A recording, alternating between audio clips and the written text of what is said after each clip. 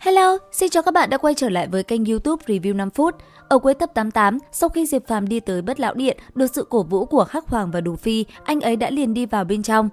Lúc này, đối diện với tên yêu vương đang chiếm cơ thể của Bàng Bác, Diệp Phàm đã liền lao lên tung quyền về phía đối thủ. Đáng tiếc, một quyền này tên yêu vương kia cũng không thèm đón đỡ mà trực tiếp để Diệp Phàm tác động vật lý. Khoảnh khắc va chạm, Diệp Phàm như đập vào một bức tường sắt, tên kia không hề hấn gì, toàn thân vẫn đứng yên tại chỗ. Thế nhưng, ngay khi Diệp Phàm ra tay thất bại thì từ trong xó xỉnh nào đó, Đồ Phi đã ngay lập tức cầm hai thanh đao của mình lao lên.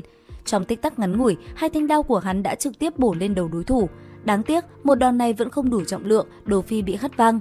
Tuy nhiên, cả hai huynh đệ vẫn chưa dừng lại. Chỉ trong tích tắc, Đồ Phi cùng Diệp Phàm đã đồng thời lao lên một lần nữa. Rất nhanh, công kích của họ đã liền đánh về phía tên yêu vương kia, muốn phá tan cơ thể của hắn. Mặc dù vậy, hai người vẫn là quá yếu, công kích chẳng thể khiến tên kia chịu chút thương tổn nào, thậm chí cả hai còn bị chấn văng ra xa. Thấy đồng đội trọng thương, Diệp Phàm cũng ngay lập tức phóng người đi. Đồng thời vào lúc đó, anh ấy cũng cầm theo hai thanh chiến đao của Đồ Phi mà lao lên. Nháy mắt, chiến đao đã đỏ rực bởi hỏa diễm. Thấy thế, cái tên yêu vương kia cười lớn. Nháy mắt, hắn ta đã phóng về phía Diệp Phàm công kích. Sau đó, nháy mắt trôi qua, chỉ thấy cả hai đã gần chạm tới người nhau. Đến khi chớp mắt một cái, Diệp Phàm và tên yêu vương kia đã dùng toàn lực đánh về phía đối thủ của mình. Cứ như thế, hai tay Diệp Phàm cầm hai thanh chiến đao, thân hình như tia chớp mạnh mẽ bổ xuống đầu đối thủ, khiến tên kia bị chấn bay xuống dưới. Tới đây, cuộc chiến cũng bắt đầu trở nên thú vị. Sau một đòn vừa rồi, Diệp Phàm lại tiếp tục lao lên công kích vô cùng quyết liệt. Nháy mắt, anh ấy đã đẩy lùi được tên yêu vương kia ra xa, khiến hắn ta vô cùng tức giận. Ngay lập tức, phù văn khai mở, hắn liền phóng ra công kích như những mũi tên lửa lao tới người Diệp Phàm. Thấy vậy, Diệp Phàm cũng liền bay lên không trung, sau đó phù văn tỏa sáng, những tấm lá chắn cũng lập tức xuất hiện chặn lại công kích đang lao tới. Cứ như thế, tên kia tung ra công kích vô cùng mạnh mẽ, thế nhưng đáng tiếc, Diệp Phàm lại đỡ được toàn bộ công kích đó mà không gặp thương tổn gì. Vẫn chưa hết, sau một hồi hứng chịu công kích tới từ tên kia, Diệp Phàm cũng bắt đầu kết ấn, từng lá cờ bay phấp phới cũng liền hiện ra. Theo bàn tay Diệp Phàm huyễn hóa, những lá cờ kia cũng lập tức bay lên trời cao, rồi như một mũi tên lao tới người đối thủ. Sau khắc đó, những lá cờ của Diệp Phàm là vô cùng biến ảo, chỉ trong nháy mắt, nó đã kết hợp với những khe nứt hư không để tạo thành một cái trận pháp vây lấy người đối thủ, khiến tên yêu vương kia cũng phải bối rối. Sau cùng, nó cũng rốt cuộc cũng thành công trói buộc và vây nhốt tên kia lại bên trong. Làm xong, Diệp Phàm thủ ấn lại biến đổi. Nháy mắt trôi qua, ngay lưng anh ấy một hình tam giác đã liền tỏa sáng. Ngay lập tức, theo bàn tay Diệp Phàm khẽ động, chớp mắt anh ấy, hai ngọn núi khổng lồ đã liền xuất hiện, rồi ập thẳng vào người tên yêu vương đang bị cầm chân ở phía trước.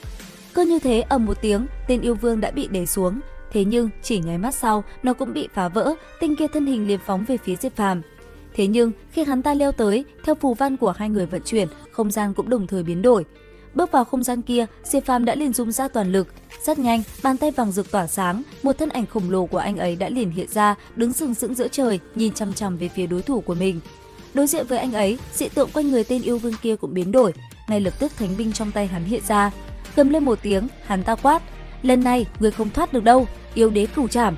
Dứt lời, cầm thánh binh trong tay, hắn lập tức phóng người về phía Diệp Phàm rồi đập xuống. Trong nháy mắt, khi một đòn kia đánh trúng người, thân hình khổng lồ của Diệp Phàm cũng liền vỡ tan. Cứ như thế, tên kia được đà liền lao về phía Diệp Phàm và công kích anh ấy hết sức quyết liệt. Thế nhưng trong khoảnh khắc đó, Diệp Phàm lại đột nhiên gầm lên, không biết từ đâu xuất hiện một con rồng cùng thanh huyết kích đồng thời lao tới. Chỉ trong nháy mắt, Diệp Phàm đã bắt lấy chiến kích rồi nhảy lên lưng con cự long, rồi lao thẳng về phía đối thủ mà chiến. Khoảnh khắc va chạm, những tiếng ầm ầm bạo phát làm kinh khí tỏa ra khắp nơi này, binh khí trong tay hai người liên tục vung lên rồi đánh vào nhau làm nơi đây như sáng bừng. Cuối cùng, sau một hồi va chạm, tên yêu đế kia quyết định kết thúc trận chiến. Trong tay hắn ta, một kiếm ngưng tụ toàn lực ngưng động. Nháy mắt sau, gầm lên một tiếng, hắn ta đã liền bổ thẳng về phía Diệp Phàm. Thế nhưng cũng đúng vào lúc đó, Hắc Hoàng lại đột nhiên xuất hiện, rồi đỡ lại một kích đó, khiến lưỡi kiếm kia như chia làm hai. Nhân cơ hội đó, Diệp Phàm cũng liền ngồi xuống rồi vận toàn lực thi triển pháp thuật, làm cơ thể tên yêu đế kia như hóa đá. Đồng thời, trên miệng liên tục gào lên nói: "Bàng Bác, huynh tỉnh lại cho ta!" Tỉnh lại, lời Diệp Phàm vừa dứt, tên yêu đế kia liền xuất hiện dao động. Và rốt cuộc, sau một hồi đau đớn, Bàng Bác cũng có chút thanh tỉnh lại. Kế tiếp, liệu rằng anh ấy và Diệp Phàm sẽ làm gì? Theo dõi kênh YouTube Review 5 phút để biết thêm diễn biến trong tập 90 các bạn nhé. Tập 89 Gia Thiên đến đây là hết. Xin chào và hẹn gặp lại!